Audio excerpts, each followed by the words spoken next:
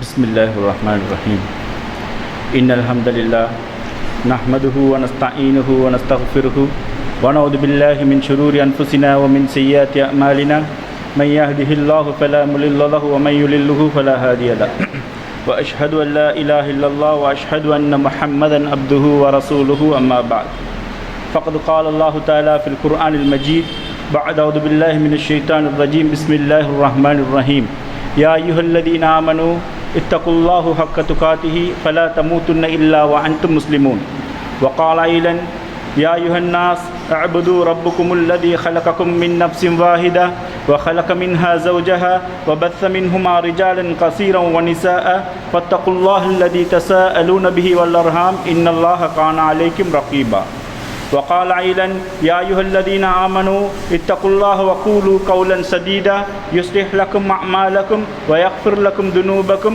व मन युतिइल्लाह व रसूलहु फ़क़द फ़ाज़ फ़ौज़न अज़ीमा फ़इन्न खैरल हदीस किताबुल्लाह व खैरुल हदी हदी मुहम्मद नबी सल्लल्लाहु अलैहि वसल्लम व शर्रुल उमूरि मुहदसातुहा व कुल्लु मुहदसतिन बिदअह व कुल्लु बिदअतिन दलाला व कुल्लु दलालतिन फिन्नार रब्बि इश्रह ली सदरी व यस्सिर ली अम्री फहलुल उक़दतम मिन लिसानी यफ़क़हू क़ौली எல்லாம் வல்ல அல்லாஹ் தஆலாவை போற்றி புகழ்ந்ததன் பின்னால் கண்மணி நாயகம் ஸல்லல்லாஹு அலைஹி வஸல்லம் அவர்கள் மீதும் அன்னாரை பின்பற்றி வாழ்ந்த உத்தமர்கள் மீதும் நல்லோர்கள் மீதும் அல்லாஹ்வின் சாந்தியும் சமாதானமும் என்றென்றும் உண்டாவதாக. இன்றைய உலகத்தில் வாழக்கூடிய அனைத்து உயிரினங்களும் நீரின்றி வாழ முடியாது, நீரின்றி அமையாது உலகு என்று அறிஞர்கள் சொல்லுவார்கள்.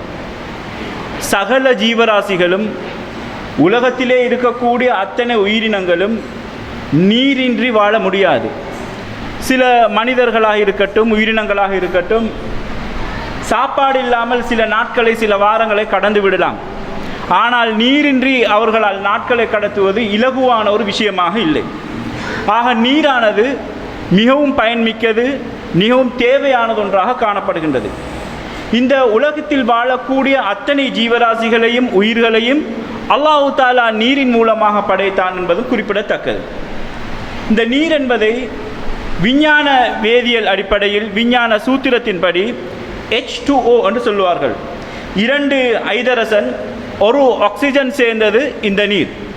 இந்த நீரானது உலகிலுள்ள எல்லா நீர்நிலைகளிலும் ஒரே மாதிரியாக காணப்படுவதில்லை. எல்லா நீர்நிலைகளும் ஒரே மாதிரியாக காணப்படுவதில்லை. அது திண்மம், திரவம், வாயு என்ற அடிப்படையில் பல்வேறு 3 பட்ட அந்த நிலைகளில் அது காணப்படுகின்றது. புவியில் காணப்படக்கூடிய நீரானது 71% நீரினால் அப்படியே சூழப்பட்டுள்ளது. புவியில் தண்ணீரில் பெரும்பகுதியானது சமுத்திரங்களும் ஏனைய பரந்த நீர்நிலைகளுமாக காணப்படுகின்றது. 1.6% நீரானது நிலத்தடி நீராக காணப்படுகின்றது.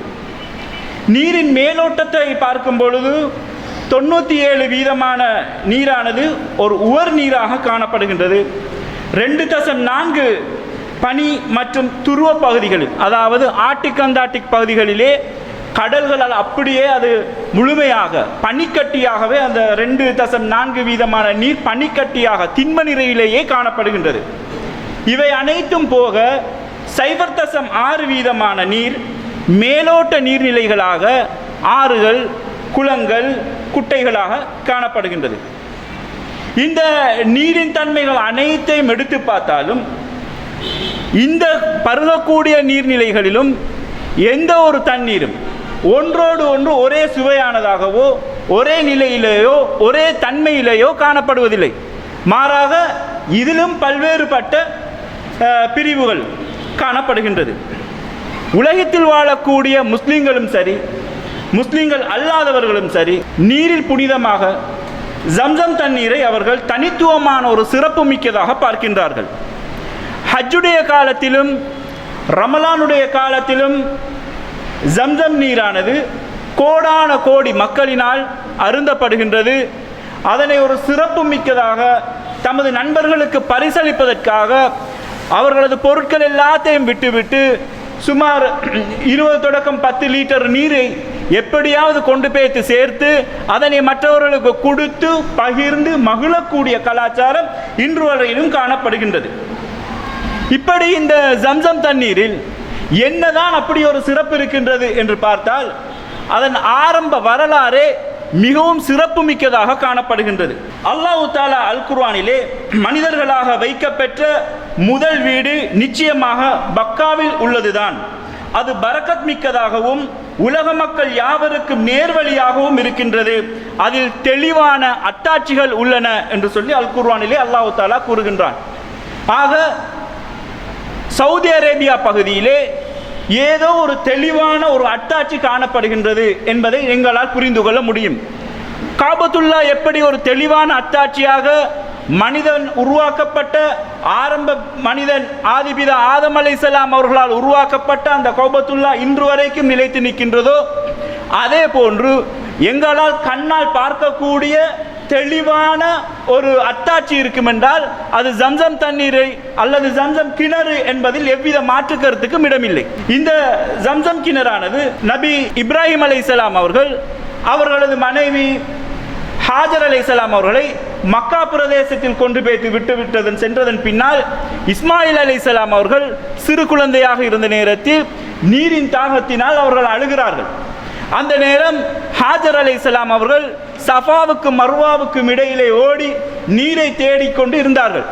ஒரு கட்டத்திலே இஸ்மாயில் அலைஹிஸ்ஸலாம் அவர்கள் அழுகை கூடிக்கொண்டிருக்கும் பொழுது ஒரு வானவர் ஜிப்ரீல் அலைஹிஸ்ஸலாம் அவர்கள் மூலம் அவர்களது கால் பாதத்தினால் குத்தி அல்லது அவர்களது இறக்கையினால் குத்தி என்று சொல்லி ஹதீஸ்களில் வரக்கூடியது, அந்த இரண்டில் ஏதாவது ஒரு முறையில் அந்த நீர் வெளிப்பட்டதாகும். அப்பொழுது ஹாஜர் அலைஹிஸ்ஸலாம் அவர்கள் அந்த நீரை ஒரு பொறுமையாக இருக்கும்படி சைக்கினை செய்ததாகவும் அதன் மூலமாக அந்த நீர் ஒரு நிலையிலேயே நிலை பெற்றது. அப்படி இல்லாமல் இருந்திருந்தால் அது நீர் ஊற்றாக ஊற்றெடுத்து பெருக்கெடுத்து ஓடிக்கொண்டு இருக்கும் என்று நபிகள் நாயகம் ஸல்லல்லாஹு அலைஹி வஸல்லம் அவர்கள் அறிவிக்கக்கூடிய ஹதீஸ் புகாரியிலேயே பதிவாகியுள்ளது. ஹாஜர் அலைஹிஸ்ஸலாம் அவர்களுக்கு பின்னாலே ஜுர்ஹும் கோத்திரத்தினர் என்ன செய்கிறார்கள், அந்த மக்கா பகுதிகளிலே வந்து தங்குகிறார்கள். வரலாற்று ஆய்வாளர்கள் வரலாற்று ஆசிரியர்களின் கருத்துப்படி ஜுர்ஹும் கோத்திரத்தினர் அப்படியே வாழ்ந்து கொண்டிருந்தவர்கள் மிகவும் கேவலமான முறையிலே அவர்கள் நடந்து கொண்டார்கள். அங்கே மக்கா பகுதிகளிலே சிலை வணக்கத்தை உருவாக்கியதிலிருந்து வேறு வேறு அனாச்சாரங்களை எல்லாம் உருவாக்கியதாகவும் அந்த மக்கள் ஏனையவர்களை கொலை செய்வது கொள்ளையிடுவது போன்ற வேலைகளில் ஈடுபட்டதனால் மக்கா பிரதேசத்தில் இருக்கக்கூடிய மனிதர்கள் எல்லோரும் சேர்ந்து ஜுர்ஹும் கோத்திரத்தினர் அந்த பிரதேசத்திலிருந்தே துரத்துவதற்காக முடிவெடுத்தார்கள். இவர்கள் போகும் முன்பதாக அந்த ஜம்சம் கிணற்றை அப்படியே மூடிவிட்டார்கள் என்று சொல்லி வரலாற்று ஆய்வாளர்கள் ஆசிரியர்கள் குறிப்பிடுகின்றார்கள். சிலர் சொல்லுகின்றார்கள், இவர்கள் மூடியதினால் அந்த ஜம்சம் கிணறு மூடப்படல, மாறாக மக்கால இருந்த அந்த அனாச்சாரங்கள் அநியாயங்களை கண்டு அந்த நீர் அப்படியே ஒரு நிலையிலே போய்விட்டது என்று சொல்லக்கூடிய ஒரு கருத்தும் நிலவுகின்றது. எது எப்படி இருந்தாலும் நபி ஸல்லல்லாஹு அலைஹி வஸல்லம் அவர்களது பாட்டனார் அப்துல் முத்தலிப் அவர்கள் 2-3 நாட்களாக தொடர்ச்சியாக ஒரு கனவு காண்கிறார். என்ன கனவு கண்டார் என்று சொன்னால், அந்த ஜம்சம் கிணறு ஒரு இடத்துல இருக்கிற மாதிரியும் அதை தான் தோண்டி எடுப்பது மாதிரியுமான ஒரு கனவு காணப்படுகின்றது. அதனால் அவர் அந்த இடத்தை தேடி அலைகிறாரு. தேடி அலைந்து காபத்துல்லாஹில் இருந்து மிக அண்மையில் இருக்கக்கூடிய ஒரு இடத்திலே அதை இருப்பதை கண்டு அவர் தோண்டி அதை எடுக்கிறார்.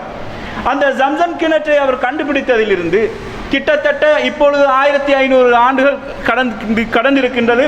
இன்னும் அது அப்படியே தான் இருக்கின்றது. அந்த ஜம்சம் கிணற்றை அவர்கள் பாரம் எடுத்து மக்காவுக்கு வரக்கூடிய ஹஜ் யாத்திரியர்களுக்கு நீர் புகட்டக்கூடிய ஒரு சந்தர்ப்பத்தையும் அவர்கள் ஏற்படுத்திக் கொள்கின்றார்கள். அவரது பரம்பரையினரை சேர்ந்தவர்கள் தான் இன்று வரைக்கும் அந்த ஜம்சம் கிணறு அந்த பகுதிகளை மெயின்டைன் பண்ணக்கூடிய ஒரு சந்தர்ப்பத்தையும் அதன் மூலமாக அவர்களுக்கு ஒரு கண்ணியத்தையும் கொடுத்தார். ஆக கிட்டத்தட்ட 5000 வருடங்களுக்கு முன்னால் இருந்து பார்க்கக்கூடிய இந்த ஜம்சம் கிணறின் வரலாறானது இப்படி காணப்பட்டாலும் உலகத்திலே மிக சிறப்பு மிக்கதாக முஸ்லீம்கள் நம்பினதாலும் மாற்று மதத்தவர்களும் அல்லது இஸ்லாத்தில் இருக்கக்கூடிய சில புல்லுருவிகளும் இந்த ஜம்சம் கிணறு சம்பந்தமாக சில போலியான வதந்திகளை பரப்பிக் கொண்டிருந்தார்கள். 1971ஆம் ஆண்டு காலப்பகுதி என்று நினைக்கின்றேன், எகிப்தில் வாழக்கூடிய ஒரு அறிஞர் ஒரு கருத்தை வெளியிடுகின்றார். இந்த ஜம்சம் கிணறின் பருகுவதற்கு உகந்ததல்ல, குடிக்கிறதுக்கு அது நல்லதில்லை, அதை பார்த்தா என்னமோ மாதிரி இருக்குது என்று சொல்லி ஒரு கருத்தை, ஒரு ஆய்வு கட்டுரையை சமர்ப்பிக்கின்றார். இந்த ஆய்வு கட்டுரை அப்பொழுது பிரபல்யமாக இருந்த பொழுது அப்போது மன்னனாக இருந்த மன்னர் என்ன செய்கிறாரு, அந்த ஜம்சம் அதாவது நீருக்கு பொறுப்பாக இருக்கக்கூடிய நீர்வளத்துறை அமைச்சரை அழைத்து இந்த ஆய்வு கட்டுரையில் இப்படி ஒன்று சொல்லப்பட்டிருக்குது, இது என்ன ஏதென்று பார்த்து விசாரிங்க என்று சொன்னதற்கு இணங்க சவுதி அரேபியாவில் இருக்கக்கூடிய டாக்டர் அகமது அப்துல் காதிர் என்று சொல்லக்கூடிய நீரியல் பொறியியலாளரும் அவர் ஒரு ஆய்வை நடத்துகின்றார். அதே போன்று உலக சுகாதார ஸ்தாபனம் WHO என்று சொல்லக்கூடிய நிறுவனமும் இந்த ஜம்சம் கிணறை பற்றிய ஒரு ஆய்வை மேற்கொள்கின்றார்கள். இந்த ஆய்வை மேற்கொண்டதற்கு இணங்க கல்சியம் அதுபோல மெக்னீசியம் கூடுதலாக இந்த ஜம்சம் கிணறில் காணப்படுவதால் இது ஒரு நோய் குணத்தை குணப்படுத்தக்கூடிய ஒரு நோய் நிவாரணியாக இருக்கின்றது என்று சொல்லக்கூடிய ஒரு கருத்தை அவர்கள் பதிவு செய்கின்றார்கள். அதே போன்று இந்த ஜம்சம் கிணற்றில் புளோரைட் கலந்திருப்பதன் காரணமாக நோய் கிருமிகளை கொல்லக்கூடிய தன்மைகள் அதற்கு உண்டு என்று மருத்துவ மற்றும் அறிவியல் ரீதியாக அதற்கு ஒரு விளக்கத்தை அவர்கள் வழங்கினார்கள்.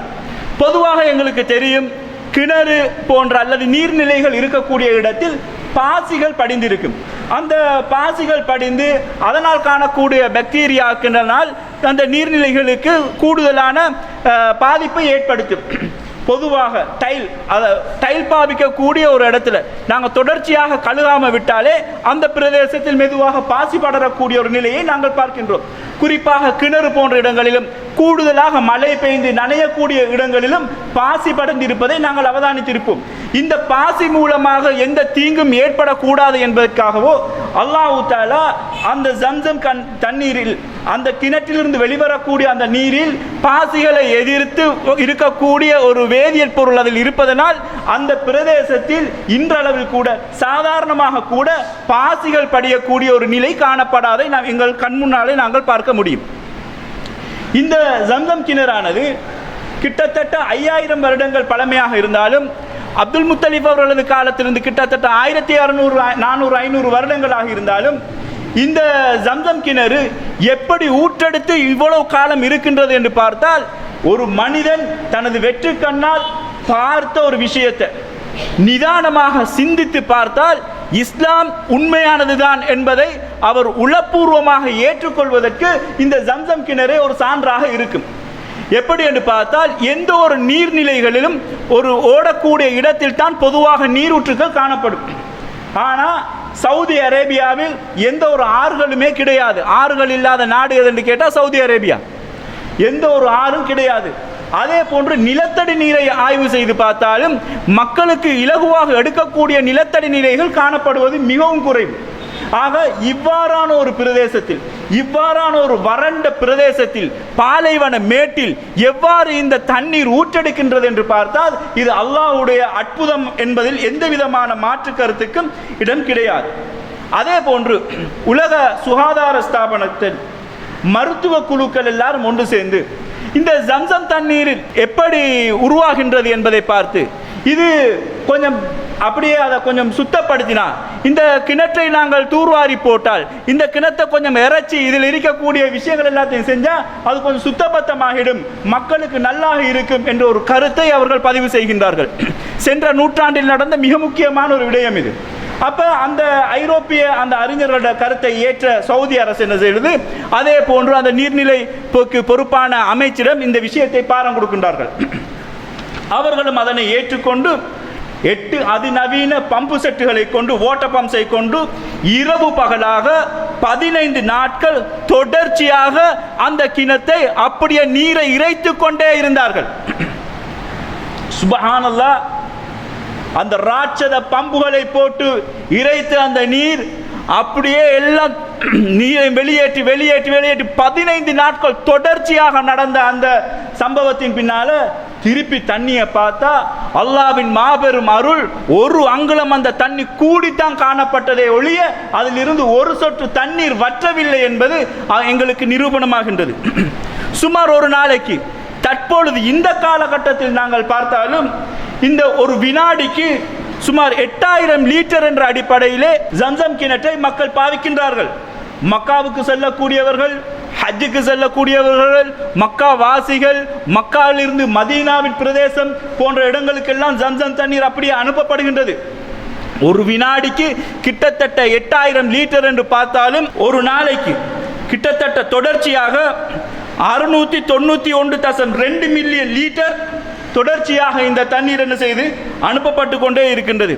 ராட்சத பம்புகளை போட்டு இன்றைக்கும் அதிலிருந்து தண்ணீர் எடுத்துக்கொண்டு தான் இருக்கிறாங்க. 691.2 மில்லியன் லிட்டர் தொடர்ச்சியாக ஒரு நாளைக்கு இந்த நீரிலிருந்து மக்கள் பயன்படுத்தி கொண்டு தான் இருக்கின்றார்கள். ஒரு மாதத்திற்கு சுமார் 2703 கோடியே 60 லட்சம் தண்ணீர் அந்த நீரிலிருந்து அந்த கிணற்றிலிருந்து உறிஞ்சப்படுகின்றது. அல்லாவின் பேரருளால் இன்றைக்கு வரைக்கும் ஒரு சொட்டு தண்ணீர் அதிலிருந்து குறையவில்லை. இந்த செயற்பாடு தொடர்ச்சியாக நடந்து கொண்டே இருக்கின்றது. அல்லாவின் பேரருளால் ஒரு சொட்டு தண்ணீரும் அதிலிருந்து குறையவில்லை. மாறாக முஸ்லிம்களும் சரி, முஸ்லிம் அல்லாதவர்களும் சரி, தொடர்ச்சியாக இந்த ஜம்சம் தண்ணீரை பருகி வருகின்றார்கள். இதிலே அல்லாஹ் தாலாவுடைய அற்புதம் எங்களுக்கு நேராக இருக்கின்றது என்பதில் எந்த விதமான மாற்று கருத்தும் இல்லை.